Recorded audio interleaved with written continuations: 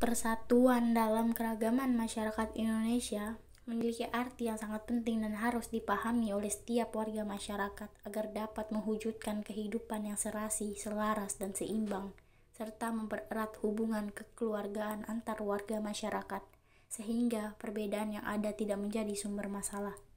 Oleh karena itu, kami dari kelompok 1 akan mempresentasikan tentang keberagaman masyarakat Indonesia dalam bingkai Bhinneka Tunggal Ika.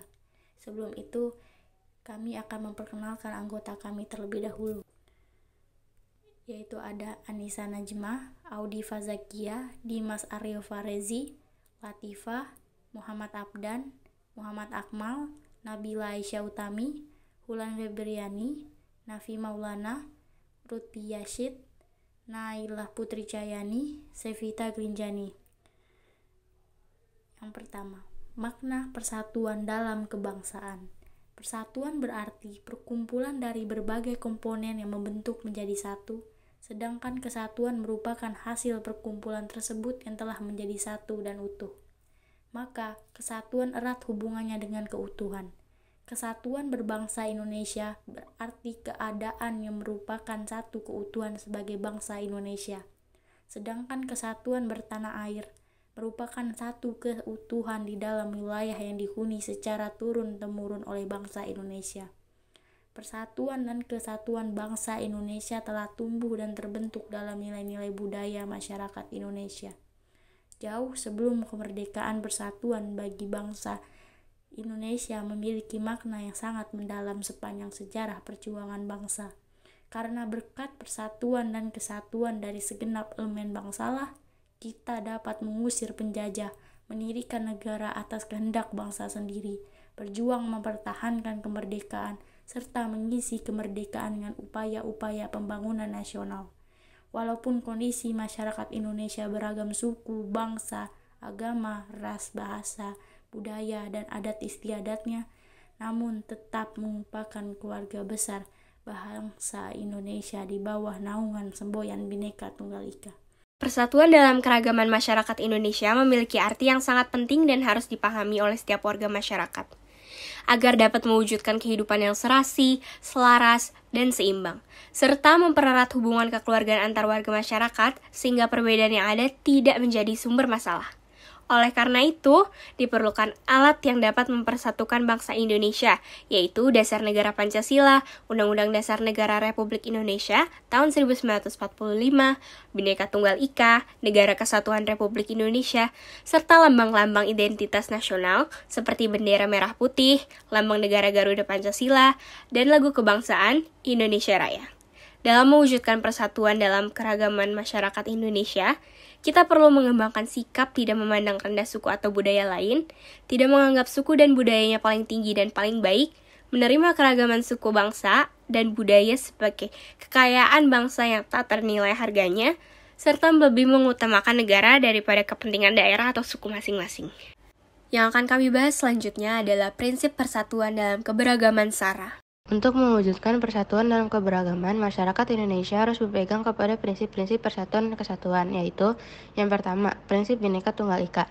Sesuai dengan makna Bhinneka Tunggal Ika itu sendiri, yaitu berbeda-beda tetapi tetap satu, prinsip ini mengharuskan kita untuk bersatu tanpa membeda-bedakan. Salah satu contohnya adalah bersikap adil dengan siapapun tanpa membedakan suku, bahasa, ras, agama, dan lain-lain. Yang kedua, prinsip nasionalisme Indonesia. Nasionalisme merupakan paham yang mencintai tanah air, adanya kesiapsiagaan dari warga negara untuk membela tanah airnya. Namun bukan berarti kita dapat merendahkan negara lain dan mengagung-agungkan negara sendiri. Berikut adalah contoh yang benar adalah memperingati Sumpah Pemuda, mengamalkan nilai yang terkandung dalam Sumpah Pemuda, dan mencintai produk dalam negeri. Yang ketiga, prinsip kebebasan yang bertanggung jawab.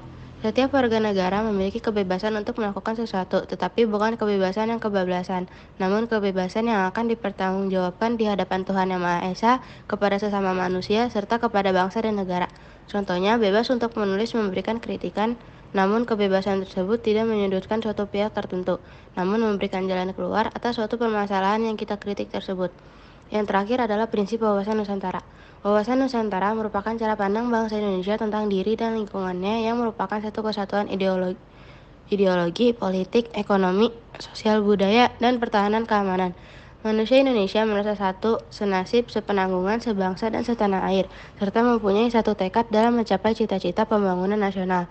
Keanekaragaman atau kebinekaan merupakan sebuah hal yang tidak dapat dihindari dalam kehidupan bangsa Indonesia yang meliputi kebinekaan suku bangsa, bahasa, adat, istiadat, dan sebagainya. Kebinekaan yang terjadi di Indonesia merupakan sebuah potensi sekaligus tantangan. Dikatakan sebuah potensi karena hal tersebut akan membuat bangsa kita menjadi bangsa yang besar dan memiliki kekayaan yang melimpah, baik kekayaan alam maupun budaya. Kemudian dikatakan tantangan karena dengan adanya kebinekaan dapat mudah membuat penduduk Indonesia berbeda pendapat dan lepas kendali, mudah tumbuhnya perasaan kedaerahan yang amat sempit yang sewaktu-waktu dapat menjadi ledakan yang akan mengancam integrasi nasional atau persatuan dan kesatuan bangsa. Permasalahan keberagaman dalam masyarakat Indonesia. Indonesia memiliki bangsa yang beraneka ragam yang tersebar dari Sabang sampai Merauke. Keberagaman ini semakin menarik dengan letak geografis dan keindahan alam Indonesia. Keberagaman masyarakat memiliki potensi timbulnya berbagai masalah dalam masyarakat. Salah satunya perbedaan. Perbedaan dapat menjadi salah satu faktor penyebab masalah, seperti putusnya persahabatan, perkelahian antar kampung, antar pelajar, dan demikian dapat disimpulkan bahwa keberagaman dapat menimbulkan konflik. Suku bangsa diartikan dari pengelompokan orang-orang yang memiliki satu keturunan. Kelompok suku bangsa ditandai dengan adanya kesamaan budaya, bahasa, agama, perilaku, atau ciri-ciri biologis yang dimiliki. Suku mempunyai ciri atau karakter tersendiri. Persebaran suku ini dipengaruhi faktor geografis, perdagangan laut, dan kedatangan para penjajah di Indonesia. Data resmi dari Bahan Pusat Statistik BPS pada tahun 2010 mencatat sekitar 1.340 suku bangsa yang tersebar di seluruh wilayah Indonesia. Suku Jawa memiliki populasi terbesar dengan jumlah 41% dari total populasi. Beberapa suku bangsa di Indonesia. 1. Jawa. Suku yang memiliki populasi terbanyak di Indonesia yang mencapai 41% jumlahnya. Jawa merupakan suku yang memiliki populasi terbanyak di Indonesia yang mencapai 41% jumlahnya. 2. Betawi merupakan suku asli keturunan dari penduduk Batavia kala itu pada abad ke-17. Betawi juga disebut suku asli wilayah Jakarta. 3. Sunda. Suku ini menetap di Provinsi Jawa Barat. Suku ini merupakan suku kedua terbesar di Indonesia setelah suku Jawa. Yang keempat ada Dayak. Suku Dayak adalah suku yang mendiami Pulau Kalimantan. Suku Dayak dikenal dengan kesenian dan ritual kebudayaannya. Yang kelima ada Batak. Berasal dari Sumatera Utara dan tersebar di berbagai wilayah Indonesia. Suku ini terdiri dari Toba, Mandailing, Batak Karo, dan Pakpak.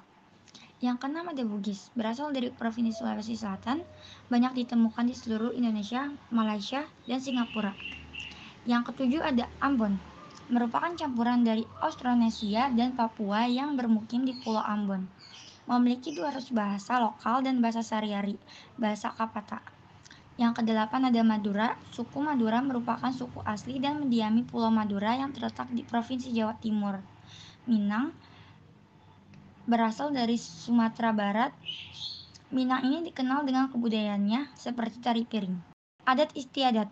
Adat istiadat adalah suatu sistem norma atau tata kelakuan yang tumbuh, berkembang, dan dijunjung tinggi suatu masyarakat secara turun-menurun. Nilai adat istiadat telah bersemayam dalam pikiran setiap orang sebagai anggota masyarakat, sehingga hubungan antar masyarakat nampak tertib dan teratur. Bentuk adat istiadat tertulis, sudah teratur dalam peraturan tertentu dan mempunyai kekuatan hukum yang tinggi. Tidak tertulis, belum ditulis, namun sudah menjadi kepercayaan turun-menurun masyarakat luas. Kelemahan, memiliki sifat animisme dan dinamisme yang bisa disimpulkan sebagai sikap tidak mempercayai Tuhan yang membuat beberapa sekelompok sosial menganggap adat ini menyimpang dari ajaran agama. Selanjutnya kita masuk pada materi hukum atau sanksi dalam adat istiadat. Secara umum, hukum adat adalah pendapat kesusilaan dalam masyarakat yang kebenaran hukumnya disepakati oleh anggota kelompok. Keberadaan hukum adat juga diakui secara sah oleh negara. Pengakuan ini merujuk pada pasal 18B ayat 2 Undang-Undang Dasar 1945 yang mengatakan bahwa negara mengakui dan menghormati kesatuan-kesatuan masyarakat, hukum adat beserta hak-hak tradisionalnya sepanjang masih hidup dan sesuai dengan perkembangan masyarakat dan prinsip NKRI yang diatur dalam undang-undang. Salah satu hukum adat yaitu hukum berjenjang di Aceh. Hukum yang diberikan sesuai dengan kesalahan yang diberikan pada semua kalangan, dimulai dengan teguran, lalu permintaan maaf kepada masyarakat, hingga denda dan terakhir hukuman pada fisik. Lalu ada unsur-unsur adat istiadat, yaitu yang pertama sistem norma, yaitu sejumlah ketentuan atau aturan yang memiliki sifat mengikat sekelompok atau warga yang tinggal di daerah tertentu. Contohnya, yaitu adanya budaya puasa neton yang biasanya dilakukan masyarakat Jawa.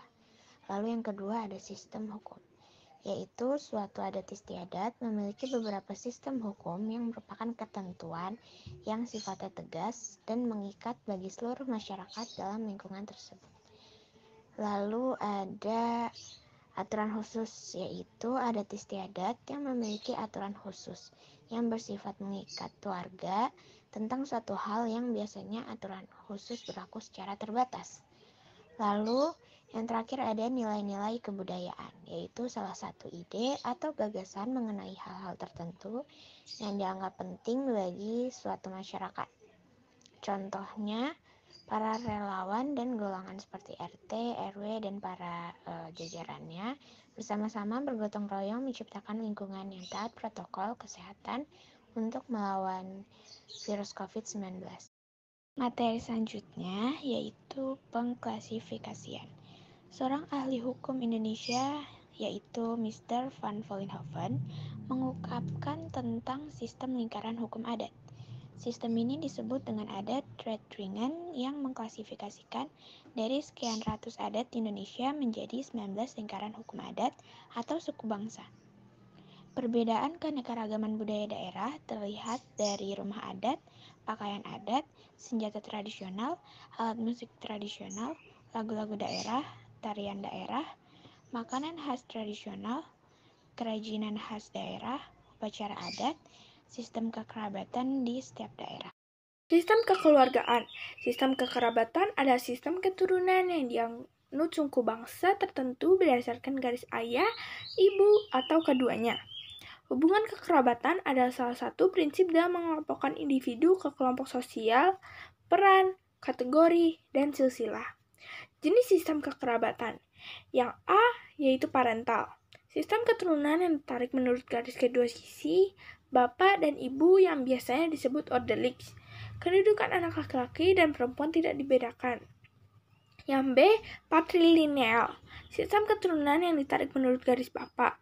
Dalam sistem ini, kedudukan anak laki-laki lebih utama dibandingkan anak perempuan. Bila suatu keluarga tidak memiliki anak laki-laki, maka kekeluargaan tersebut harus melakukan pengangkatan anak. Yang C, matrilineal.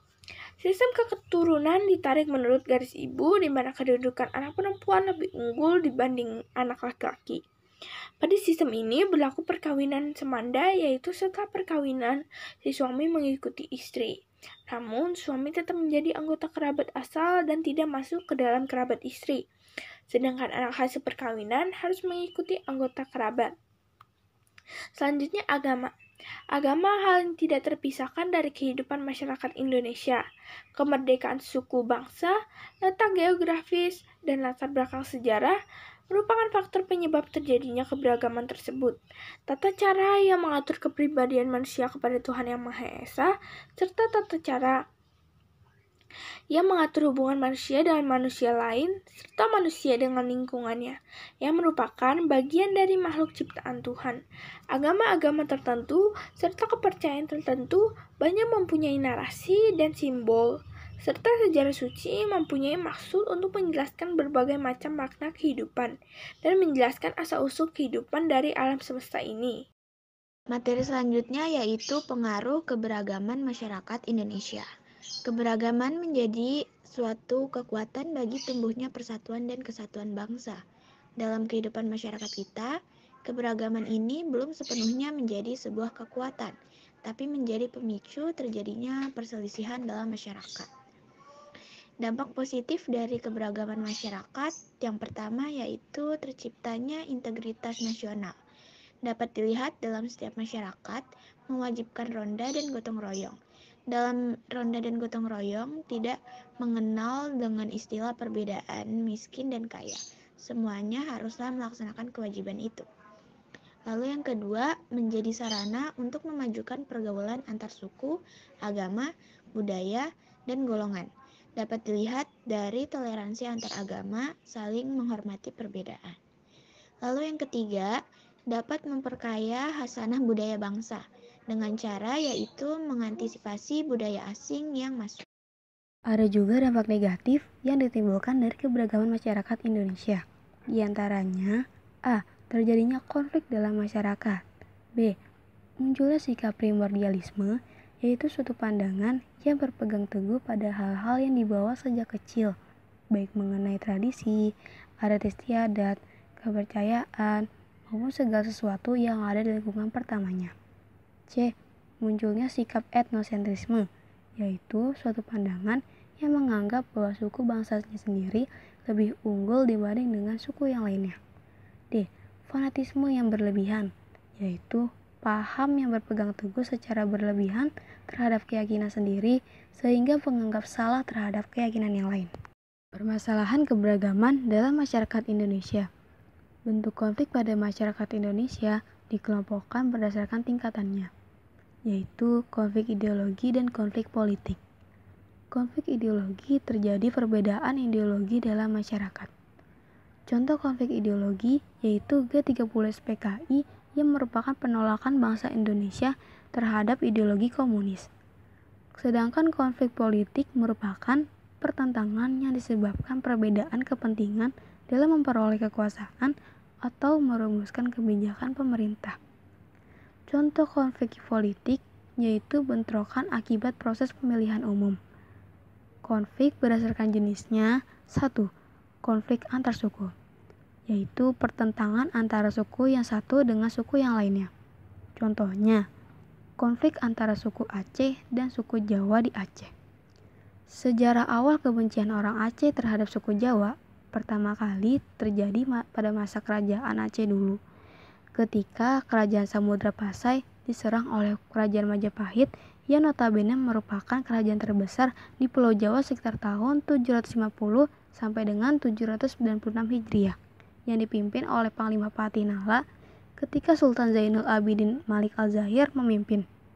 Sejak saat itu, genderang perang dinyatakan oleh rakyat Aceh terhadap kerajaan Jawa tersebut.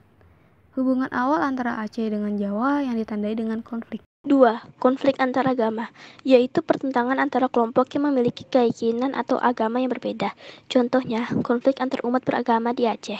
Di tahun 2015, kerusuhan antara umat Muslim dan Nasrani sempat terjadi. Demonstran dari kubu Islam menginginkan pemerintah untuk membongkar beberapa gereja di Aceh.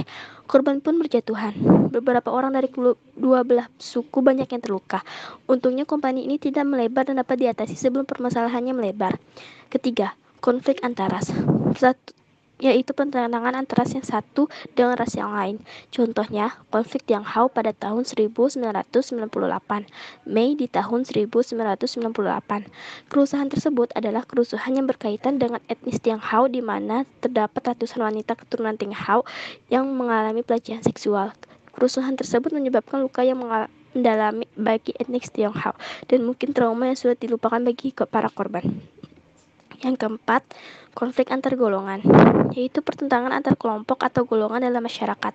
Contohnya, konflik antara pendukung Jokowi dan Prabowo. Menjelang 2019, sepertinya situasi politik mulai memanas. Dalam Car Free Day Jakarta pekan lalu, terjadi sebuah insiden yang menimbulkan konflik antar dua golongan pendukung capres ini. Disinyalir telah terjadi diskriminasi yang dilakukan oleh golongan yang menggunakan kaos hitam dengan tulisan Ganti Presiden 2019, yang diduga merupakan pendukung dari kubu Prabowo atau kubu lain yang pastinya ingin mengganti presiden pada 2019. Permasalahan keberagaman dalam masyarakat Indonesia. B. Penyebab konflik dalam masyarakat. Konflik dalam masyarakat bukan merupakan proses yang terjadi tiba-tiba. Peristiwa ini terjadi melalui proses yang ditandai oleh beberapa gejala dalam masyarakat. Gejala yang menunjukkan adanya konflik sosial dalam masyarakat antara lain sebagai berikut. 1. Tidak adanya persamaan dengan antar kelompok, seperti perbedaan tujuan, cara melakukan sesuatu, dan sebagainya. Kedua, norma-norma sosial tidak berfungsi dengan baik sebagai alat mencapai tujuan. 3. Adanya pertentangan norma-norma dalam masyarakat sehingga menimbulkan kebingungan bagi masyarakat. Keempat, sanksi terhadap pelanggaran atas nama tidak tegas atau lemah.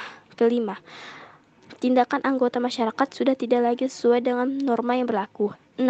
Terjadi proses disosiatif, yaitu proses yang mengarah pada persaingan tidak sehat, tindakan kontroversial, dan pertentangan atau konflik. Adapun beberapa gejala dalam masyarakat yang memiliki potensi menjadi penyebab konflik sosial antara lain sebagai berikut.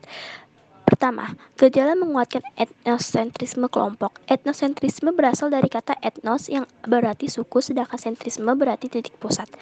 Dengan demikian, etnosentrisme memiliki arti perasaan suatu kelompok di mana kelompoknya merasa dirinya paling baik, paling benar, paling hebat, sehingga mengukur kelompok lain dengan nilai dan norma kelompoknya sendiri. Kedua, stereotip terhadap suatu kelompok, yaitu anggapan yang dimiliki terhadap suatu kelompok yang bersifat tidak baik. Misalnya, anggapan bahwa suatu kelompok identik dengan kekerasan, sifat suatu suku yang kasar, dan sebagainya.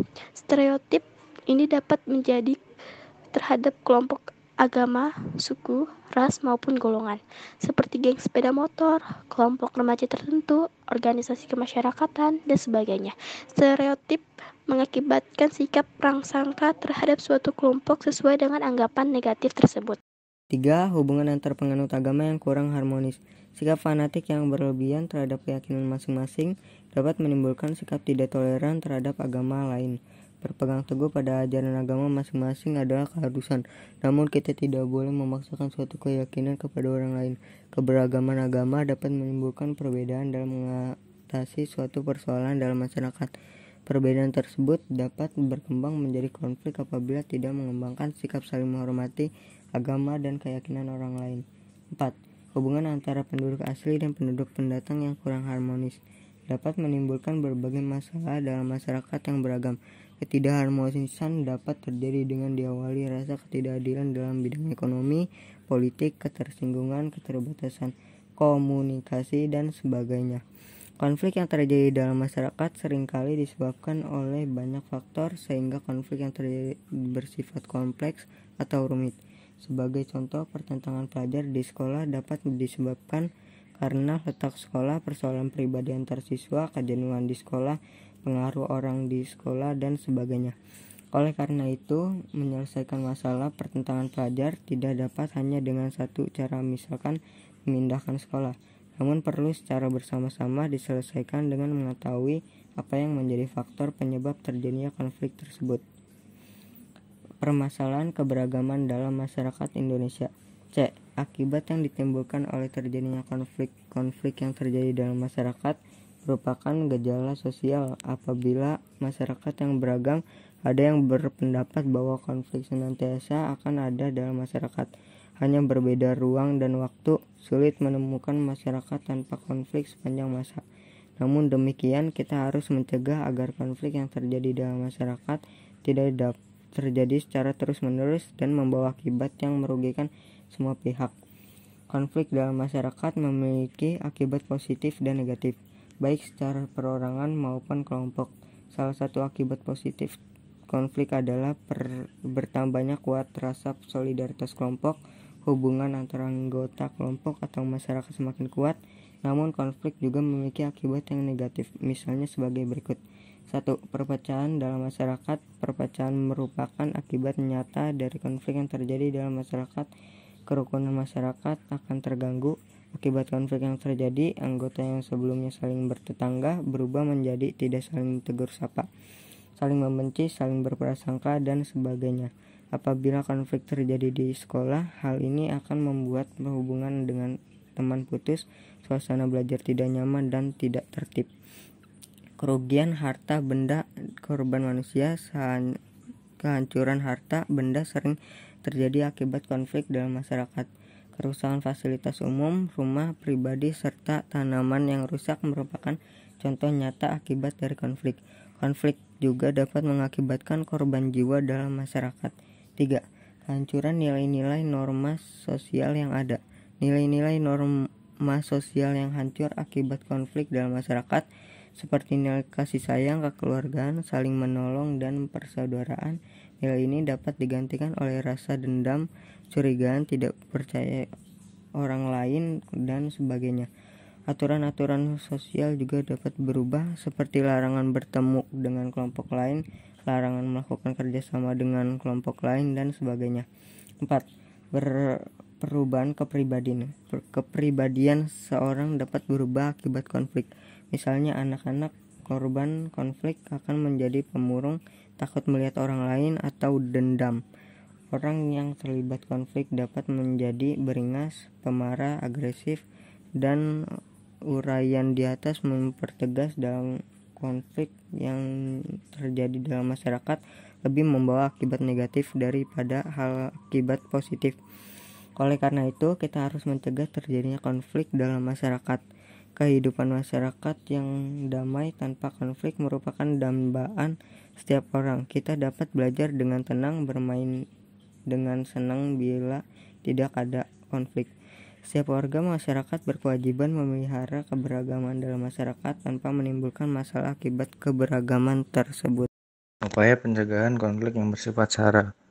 Pencegahan budaya memberikan peran penting bagi bangsa. Tentu saja hal tersebut dapat terjadi apabila keragaman kebudayaan tersebut dikelola dengan tepat. Bagaimana bila tidak dikelola dengan tepat, dapat berpotensi menimbulkan konflik sara, suku, agama, ras, dan antar golongan dalam masyarakat. Masalah ini harus segera diselesaikan sehingga tidak membawa akibat yang merugikan masyarakat. Upaya mengatasi masalah ini dapat dilakukan secara preventif, represif, dan kuratif. Yang pertama, preventif. Upaya preventif dilakukan untuk mencegah terjadinya masalah atau sebelum masalah terjadi. Hal tersebut dapat dilakukan dengan mengembangkan sikap toleransi, kerjasama, latihan bersama, dan sebagainya. Yang kedua, upaya represif. Upaya represif adalah upaya yang mengatasi masalah pada saat atau setelah terjadi masalah seperti penangkapan, pembubaran paksa, dan sebagainya. Kuratif merupakan upaya tindak lanjut atau penanggulangan akibat dari masalah yang terjadi. Cara ini bertujuan untuk mengatasi dampak dari masalah yang terjadi, misalnya pendampingan bagi korban kerusuhan perdamaian, kerjasama, dan sebagainya. Selain itu, upaya menyelesaikan konflik di masyarakat dapat juga dilakukan dengan mengembangkan sikap saling menghargai dan sikap saling menghormati. Sikap menghargai dan sikap saling menghormati keanekaragaman suku bangsa dapat kalian terapkan melalui berbagai cara. Berikut ini, cara-cara tidak menonjolkan suku bangsa sendiri, sikap saling menghargai dan saling menghormati keanekaragaman suku bangsa dan budaya. Yang pertama, tidak menjelek-jelekan suku bangsa lain. Yang kedua, mau bergaul dengan teman yang berbeda suku. Yang ketiga, memberikan pujian terhadap keindahan budaya suku bangsa lain. Yang keempat, menyaksikan pertunjukan kesenian daerah lain, dan sebagainya. Sekian dari kelompok kami, kelompok 1. Terima kasih.